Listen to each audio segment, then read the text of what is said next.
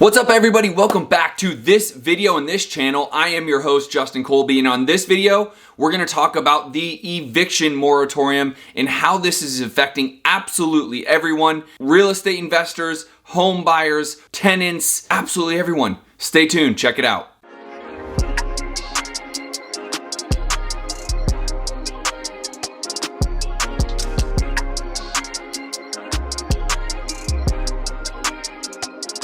What's up everybody? Welcome back to this channel. I am Justin Colby and we do all things real estate, business, and entrepreneurship. And in this one, it's a combination of everything. The new stimulus package has $25 billion going to renters assistance. Now, what does this mean? And quite honestly, this video, I'm probably gonna be a little hot. I'm a little fired up about this because in real time, this is absolutely affecting my business as I shoot this video. It is the 6th of January. So just understand right now, this is real time affecting it. The Fed actually pushed the eviction moratorium into the end of January. So now it ends in January 31st. It was supposed to end December 30th or 31st, whatever it may be.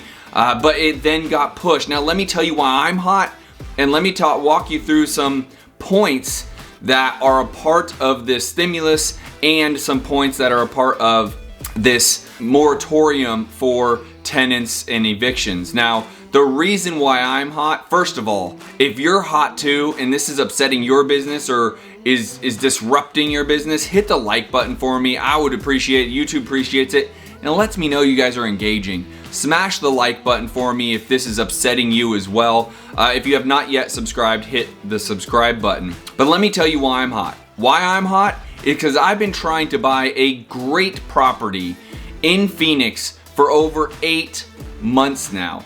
8 months. And because of the eviction moratorium, I am now having to wait to the end of January to execute on this. I have been ready the whole time. The seller has been ready. Everyone is ready for the deal to close, except for the tenant is playing hardball.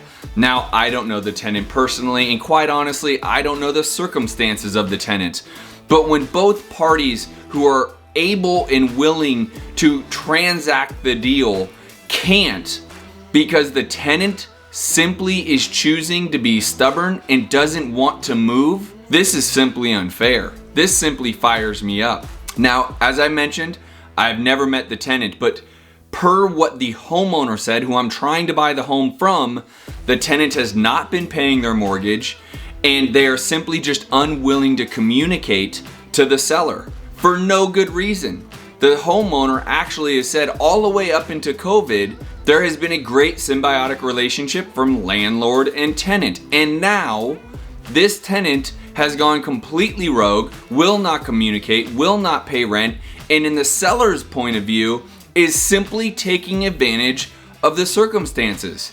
Now here's the thing that upsets me, the seller, and probably many of you. There's nothing we can do about it. The seller actually went through all of the legal process that is standard here in the state of Arizona, specifically here in Maricopa County, to evict said tenant, and including getting a writ to actually have the sheriff drag the tenant out. However, they extended the moratorium and this cannot happen. It was going to happen literally on January 1st. Like I said, it is January 6th. This is killing me. Both people want this deal done, and the tenant, for, to me, unknown reasons, is just being stubborn. And I know there are others out there watching this video. First of all, share this video if you know other people that need to see this. Like this, make sure you hit the like button, but share the video, because this is something for most, if not all, people in real estate that they need to think through. Maybe they have rentals, maybe they're buying rentals, maybe they're flipping and thinking about getting rentals. If you think someone needs to see this video, share this video with them, because I'm gonna go over some things right now. If you're liking this so far, you like seeing me fired up, smash the like button for me. So as I mentioned previously, the moratorium on evictions was supposed to end at the end of December, technically at the end of 2020, in which case starting in 2021, we can now move forward and evict the tenants that are not paying rent. Now, that has been extended by the federal government to go to 2021. In fact, there is an act called the Consolidation Appropriation Act headed by the CDC that is actually making this extension into January 31st so that there are not more cases of COVID. The CDC is making an argument that if we had a mass eviction for those that did not pay rent, we would have a massive spike in COVID cases and it would create pandemonium, for lack of a better way of saying it. So they have now enforced their act as well. Now, there is $25 billion that is getting funded by the government as a stimulus package to help the renters pay their bills. Now, where is that money going? Is everyone really going to see it? So let's talk a little bit about that. Now, according to a Forbes article that I read that will obviously be linked down below, let me give you some quotes of how this money is going to be dispersed.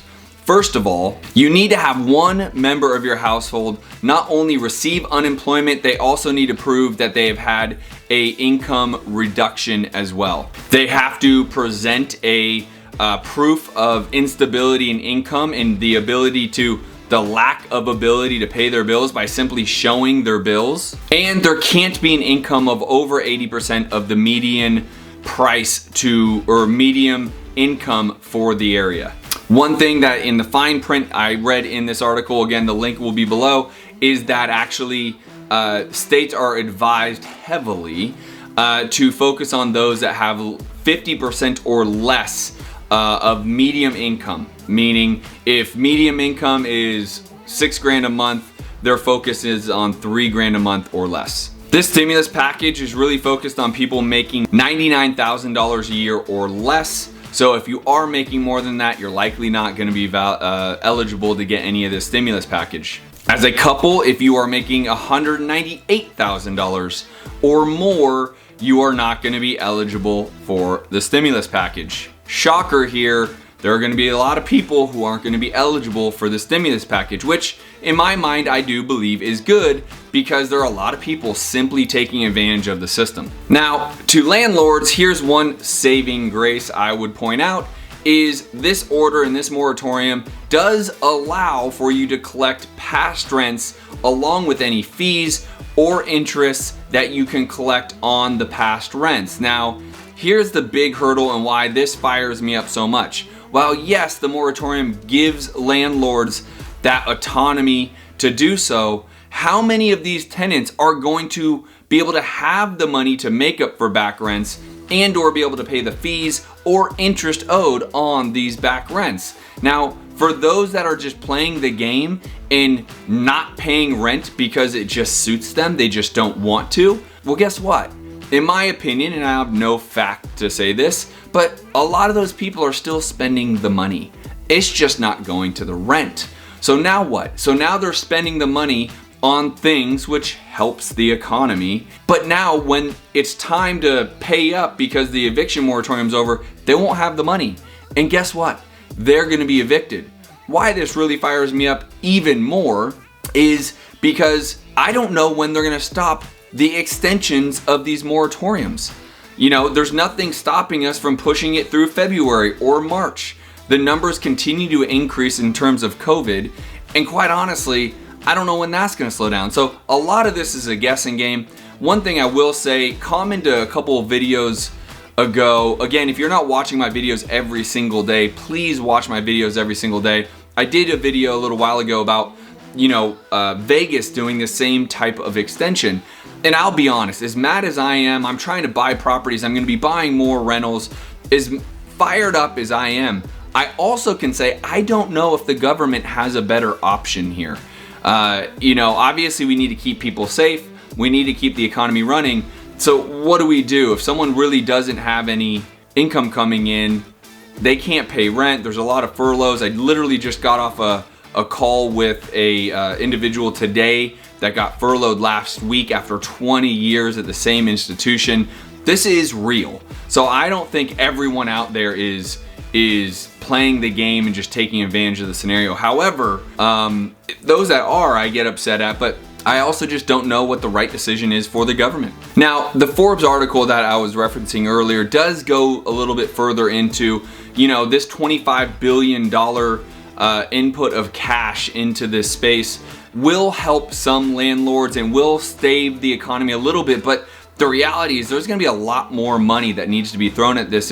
This is a large number of renters that aren't paying, and if they're not paying, the landlords aren't paying, and or if they are paying, they can only do that for so long. And again, according to the research done by Forbes in this article, they're talking about over 40 million families and individuals that are on the verge of being evicted if this moratorium isn't held up. As I've mentioned, guys, I'm upset because it is drastically affecting me right now, real time in my business, but I don't know what the right decision is for government. This is not an easy decision, because what would life be like if we just kicked out 40 million people? Where would they go? If they truly can't afford rents, how are they gonna find another place to live? So now we just created, let's even say half of that, 20 million homeless people. Like, we can't do that. So as much as I'm fired up about this and how it's affecting my real life, there isn't an easy decision, but this is something that has to get really focused on. The only way I view this is the government's gonna have to come in with a massive amount of money. They're gonna have to be very forgiving for not just the renter, but also the landlord who has to pay the bank. They're gonna have to forgive the banks. It's a trickle-down effect. Again, if you like this and you like the concept of business and real estate and entrepreneurship, knowing what's out there, make sure you like this video, share these videos, hit subscribe. I look forward to giving you further knowledge as we find out about this whole renters eviction moratorium and any stimuluses that get put into the play here. I will make sure to be updating you on my thoughts about it and how it's going to affect everything going down. Hopefully you guys like this. I will see you guys later. Peace.